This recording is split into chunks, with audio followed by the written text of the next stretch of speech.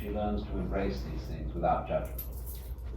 She comes to know that her worth is not measured by the company she keeps, but by the peace she feels within herself. She begins to understand that friendship, like happiness, cannot be forced or demanded. It's something that flows naturally when it's ready. So rather than filling her life with people simply to avoid silence, she fills herself with her own quiet presence. In time, she may meet others who see her, not because she needs them, but because she genuinely wishes to share life with them.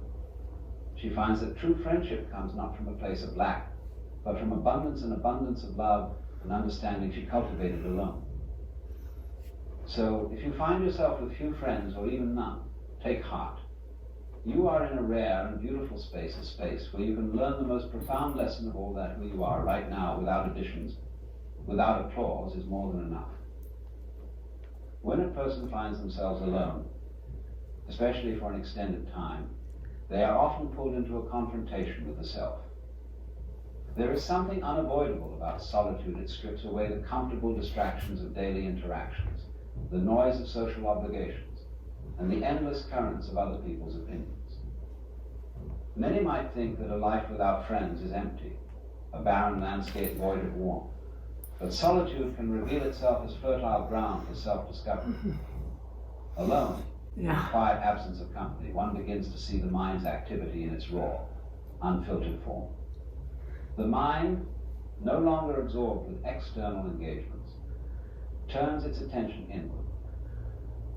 For a woman who finds herself without friends, there might be an initial sense of discomfort, or even a longing to return to the familiar rhythms of companionship. This is normal, as most people are raised to value connections as central to a fulfilled life. But with time, if she allows herself to sit with her aloneness without judgment, something profound happens. She starts to see aspects of herself that were previously masked by the expectations, opinions, and energy of others.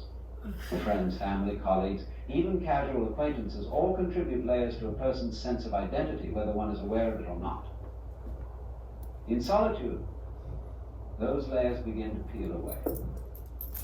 At first, she might encounter aspects of herself she isn't comfortable with, insecurities, doubts, even unfulfilled desires that she had perhaps suppressed.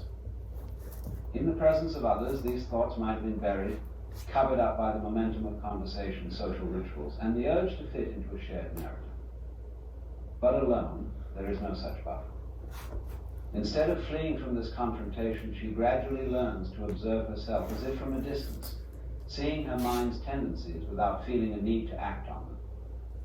This process becomes one of acceptance, as she learns to be at peace with these aspects of herself. As she spends time observing her inner landscape, she realizes she is more than any single thought, insecurity, or desire. She starts to notice patterns the way certain thoughts come and go. Her worth is not measured by the company she keeps, but by the peace she feels within herself. She begins to understand that friendship, like happiness, cannot be forced or demanded. It's something that flows naturally when it's ready. So rather than filling her life with people simply to avoid silence, she fills herself with her own quiet presence. In time, she may meet others who see her, not because she needs them, but because she genuinely wishes to share life with them. She finds that true friendship comes not from a place of lack, but from abundance and abundance of love and understanding she cultivated alone. So, if you find yourself with few friends or even none, take heart. You are in a rare and beautiful space, a space where you can learn the most profound lesson of all that who you are right now, without additions, without applause, is more than enough. When a person finds themselves alone, especially for an extended time, they are often pulled into a confrontation with the self. There is something unavoidable about solitude. It strips away the comfortable distractions of daily interactions, the noise of social obligations, and the endless currents of other people's opinions. Many might think that a life without friends is empty, a barren landscape void of warmth. But solitude can reveal itself as fertile ground for self-discovery. Alone, in the quiet absence of company, one begins to see the mind's activity in its raw, unfiltered form. The mind, no longer absorbed with external engagements, turns its attention inward. a woman who finds herself without friends, there might be an initial sense of discomfort, or even a longing to return to the familiar rhythms of companionship. This is normal, as most people are raised to value connections as central to a fulfilled life. But with time, if she allows herself to sit with her aloneness without judgment, something profound happens. She starts to see aspects of herself that were previously masked by the expectations, opinions, and energy of others. Friends, family, colleagues, even casual acquaintances all contribute layers to a person's sense of identity, whether one is aware of it or not.